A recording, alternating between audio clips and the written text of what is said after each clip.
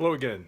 Just to finish off on Darn That Dream, I was looking for some ideas as to how to get a decent solo on this tune. One of the tricky things is if you look at the real book, I have the 6th edition, some of the chords last for one beat. So what you have to do is, like for example, in the first measure, it goes from a B flat minor 7 to an E flat 7, one beat each. So the tune starts out, it's G major 7 for 2 beats, B flat minor to E flat 7, one beat each. So you have to pick one of those two chords. It's too fast. So what I was thinking is to just pick the E flat 7. So if you start out with G major 7, think of the next two beats as just being E flat 7. Okay. There's a bunch of instances like that. There's another part where it goes from E minor 7, E minor 7 over D, to A7 over C sharp, to C minor 6. So you have to just sometimes look at two chords as if they're just one chord, you know. E minor 7, A7, you could just think one or the other. You could think of it as playing over E minor 7 or playing it over A7. In any event, trying to get back to the idea of guide tones. So it would be really great if you had a lead sheet or a real book or something to look at for Darn That Dream. The first chord is G major 7. So if we take the third of that chord, the notes in the G major 7 are G, B, D, F sharp. We're going to look mainly at thirds and sevenths. So G, B, D, F sharp, let's take the third, which is the B. Okay, that'll be for the first two measures. Now, as I said, B3 and 4, B minor 7 flat 5 to E flat 7. Okay, let's just simplify that to E flat 7. So if we're going to be dwelling on a B, which is the third of the first chord, G major 7, the third of this E flat 7 that follows it is G. Okay, so if this could be the skeletal structure, the thing we build our solo around, it's going to be B over the G major 7. It's going to be a G over the E flat 7. It's going to maybe remain a G for the A minor 7, and then change to an F sharp.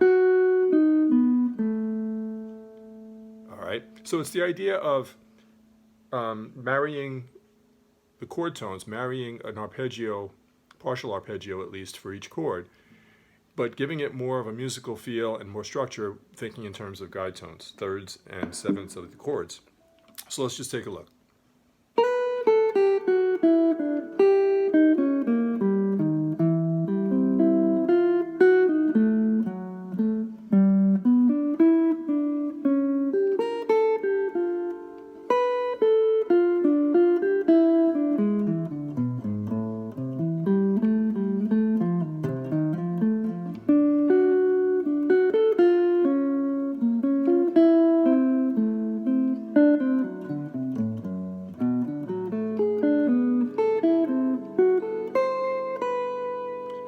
Okay, so let's go over the arpeggios just in case you don't really know them, but you should really make a point of learning all your major 7 arpeggios, minor 7s, and dominant 7s at the very least.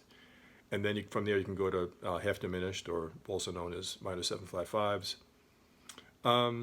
It's really good to learn those as well as learning your triads. I don't use triads that much, and it's probably a fault in my attempts at improvisation. I just don't like triads because they don't sound as pretty. But you really should know all of them. Okay, so for example, the G major 7 arpeggio, it's always better not to start on the root, so not to start on the G. So I would again try to start on the, the 3rd or the 7th or maybe even the 5th. But a G major 7 could be this. And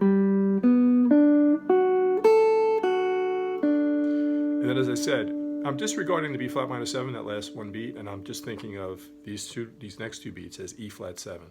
So here's an E flat 7 arpeggio. Okay, next two beats is A minor 7. So start on the G.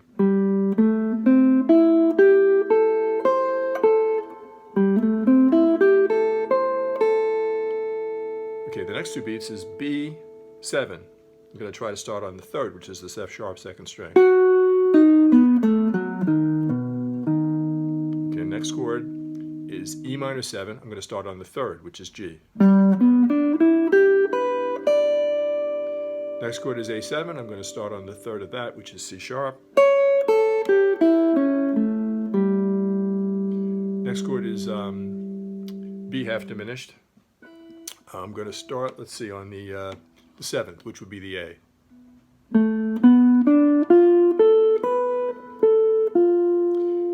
And then this next chord is E7.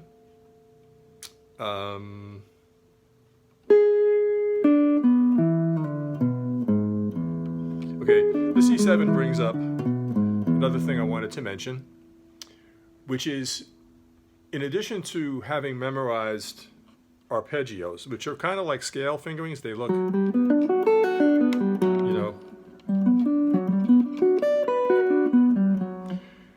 that was a G major 7. In addition to those, you can oftentimes just use the chord shapes themselves. So assuming you know your chords, I'll give you a real stupid example here. G major 7, right? So we know G major 7 is here. We used it in the chord melody. So you got these three notes.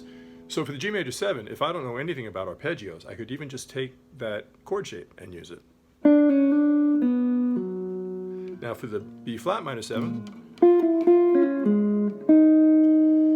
for the A minor 7,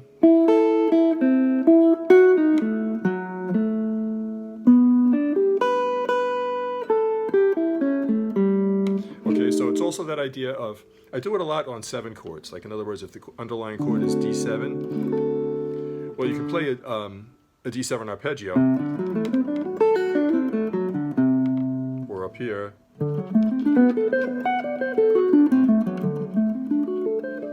but you can also just use the chord shape. So in other words, if I'm in this area and I need to do D7, I'll sometimes just do, because it comes out of this.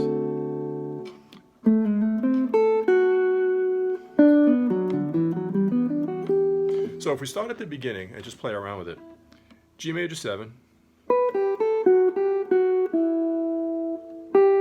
E flat 7, A minor 7, B7, E minor 7, A7, B half diminished. Forgot what I started on, but we could start on the A. And now for the E, the G sharp, that's a chord shape right there. Now for the A minor 7, we could start on the C.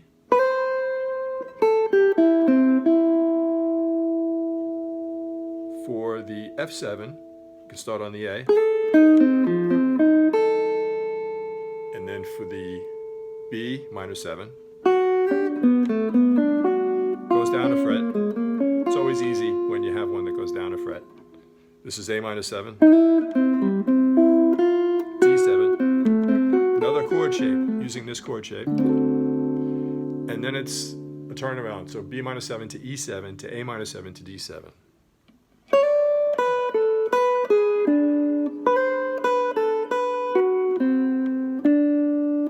Now we're back to the beginning again, which would be G major 7.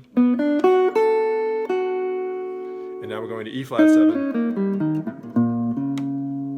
Now we're going to A minor 7. B7.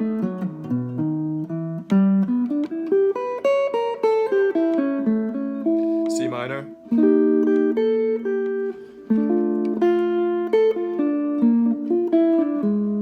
E7. Going to A minor 7. F7, B minor 7,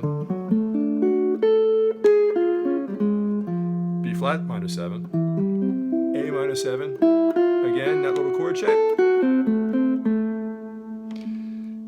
B minor 7, E7, A minor 7, D7.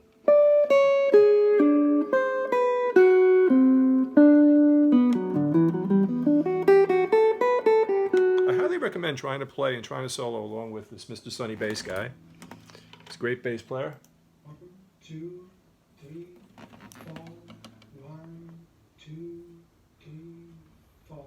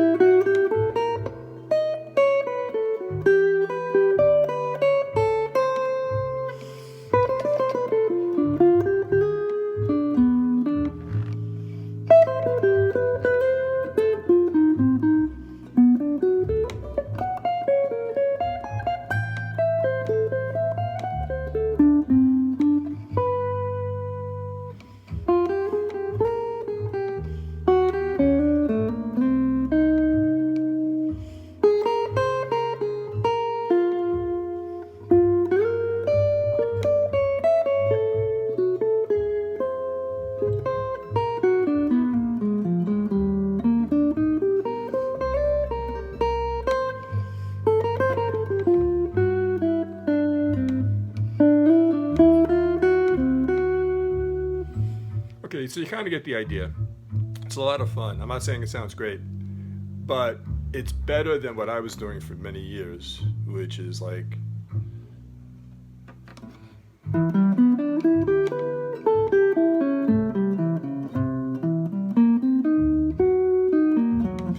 just reciting every arpeggio, starting on the root most of the time, which is really kind of dumb. I mean, it's good to know the arpeggios, but you have to make it more musical. So I'm still working on it, as you can tell. It's Darn That Dream. You know, if you're just new to this, I would start with something easier, like maybe Autumn Leaves or Satin Doll, where there's not as many chord changes and key changes. But in any event, just food for thought. Let me know if you have any comments or questions or any suggestions. Again, consider subscribing, throw me a like, and ring the bell for the next video. Thanks a lot for watching. I appreciate it. Have a wonderful day.